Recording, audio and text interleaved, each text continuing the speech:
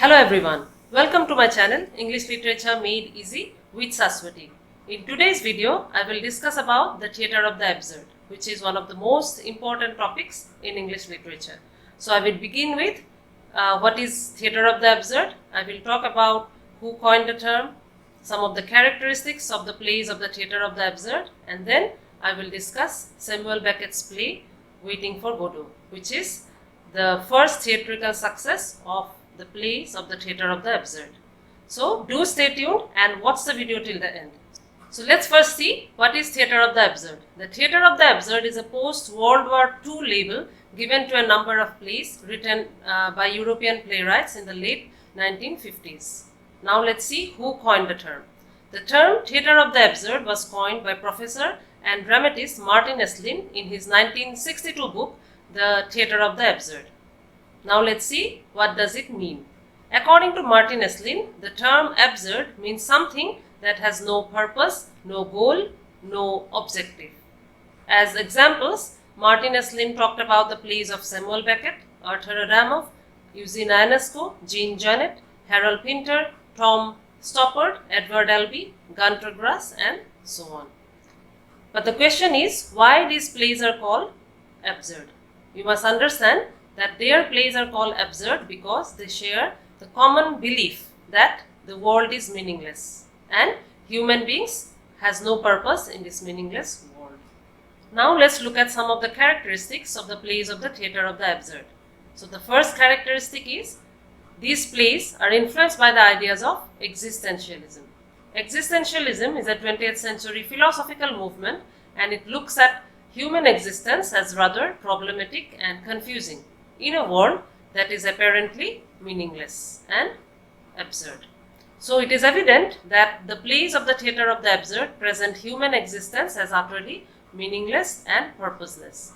The second characteristic is, in a world that has no meaning, communication frequently breaks down. In place of logical speech, there is irrational argument and it ultimately leads to silence. The third characteristic is, unlike the beginning, middle and end of a traditional plot structure, these plays have a typically round structure, which means that the ending and the beginning of these plays are the same. There is no progress or development in the plot structure of the plays of the theatre of the absurd. The fourth characteristic is, the theatre of the absurd attacks religious and political orthodoxy. It aims to bring the audience face to face with the human situation in all its absurdities without any religious and political orthodoxy and hypocrisy. And the reason is clear. There should not be any comforting illusions because ultimately man is alone in a meaningless world and there are no easy answers or solutions to the absurdities of the world.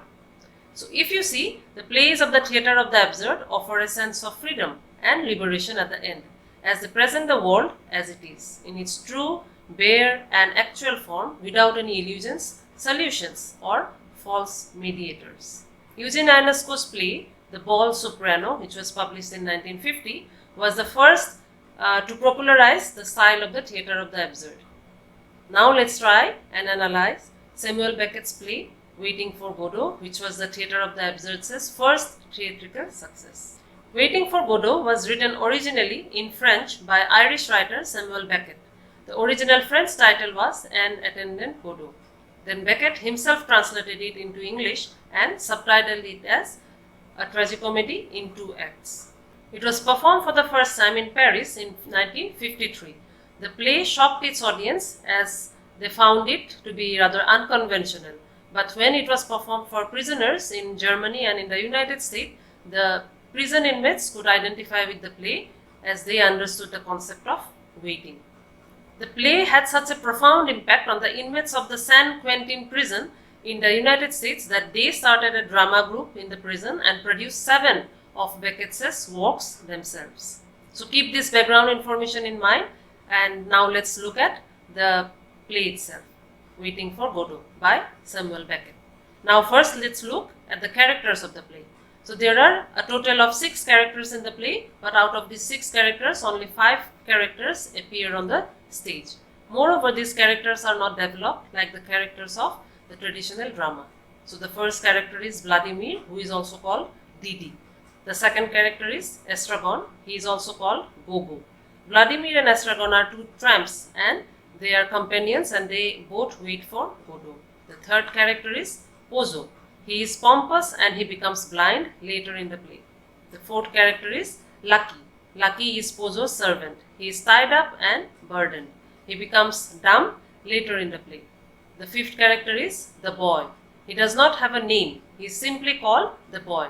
He is Godot's messenger. He brings news of Godot for Vladimir and Estragon. The sixth character is Godot. Godot is a mysterious character who never appears on the stage. Now let's look at the setting of the play. The setting is very minimalistic. There is only a deserted road, a bare willow tree and a mound of dirt. So now begin with Act 1. As the play opens, we see that the time is evening and there is a deserted road, a bare willow tree and a mound of dirt. We see Estragon struggling with his boots and Vladimir joining him. So Act 1 introduces the characters Vladimir and Estragon. They are two tramps and they are middle-aged and they are dressed in rags and bowler heads. Tramps are people without money or home and they support themselves by begging or doing temporary works. So while Estragon is in pain because he is beaten up by some people, Vladimir suffers from groin pain. Vladimir suffers from the enlargement of the prostate gland and he feels the urge of frequent urination. These references to physical pain signifies human suffering, and Beckett seems to allude to the existentialist idea that to live is to suffer. With this, Beckett is perhaps trying to universalize the existential situation, which we will discuss later in the play when we discuss the themes of the play. The two tramps start talking and they reveal that there is nothing to be done.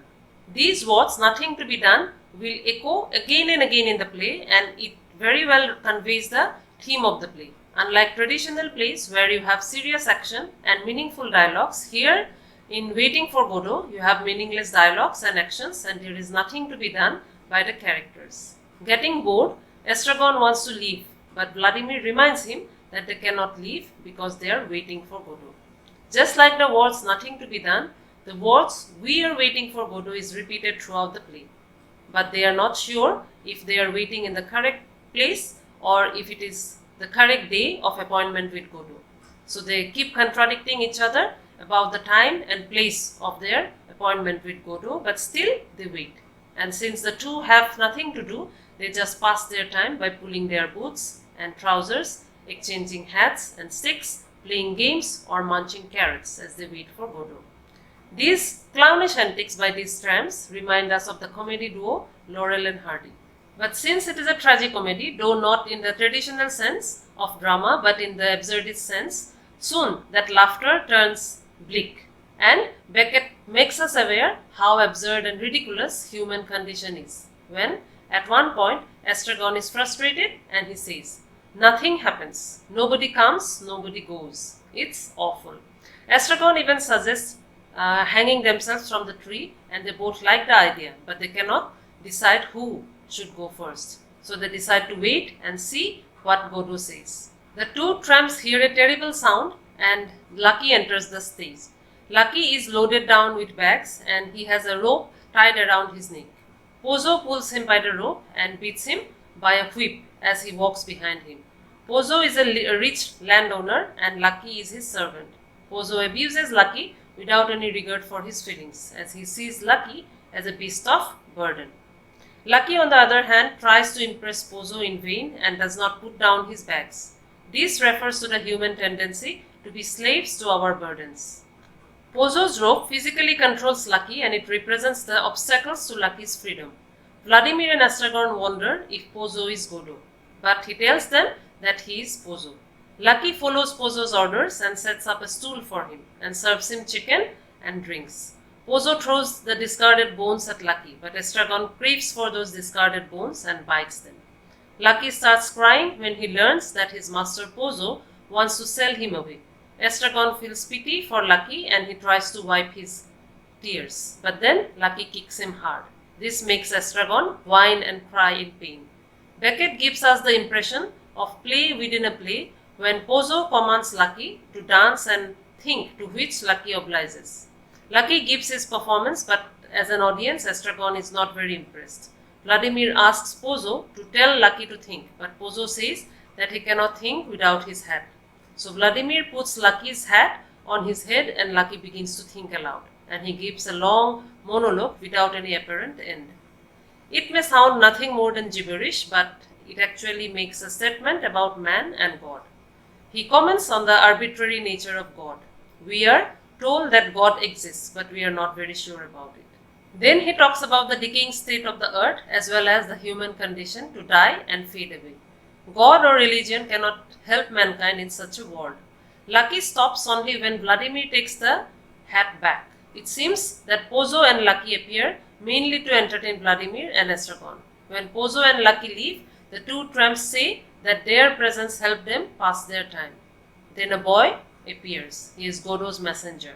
He tells Vladimir that Godot will not come tonight. He will surely come tomorrow. To this, Vladimir replies, "Off we go again." It shows that the boy has been here before. After the boy's departure, Vladimir and Estragon decide to leave, but they do not move, and the curtain falls. The stage direction says they don't move. It highlights the static nature of the play, and Act 1 ends here. So now let's look at Act 2. Act 2 is a repetition of Act 1 with a few variations here and there. We see that the leafless willow tree from Act 1 has got 4 to 5 leaves now. Against the static backdrop of the play, the leafing of the tree can suggest change and passage of time. Looking at the leaves of the tree, Vladimir and Estragon are clueless about the place. They were at the same spot the previous night, but now they are not sure about it. The idea of the uncertainty is further heightened by Estragon's skepticism about the color and size of the boots. He finds the same boots too big overnight. It suggests the vagueness of time and place, and it also suggests the absurdities of human life. Estragon again proposes that they leave, but Vladimir reminds him that they cannot leave because they are waiting for Godot.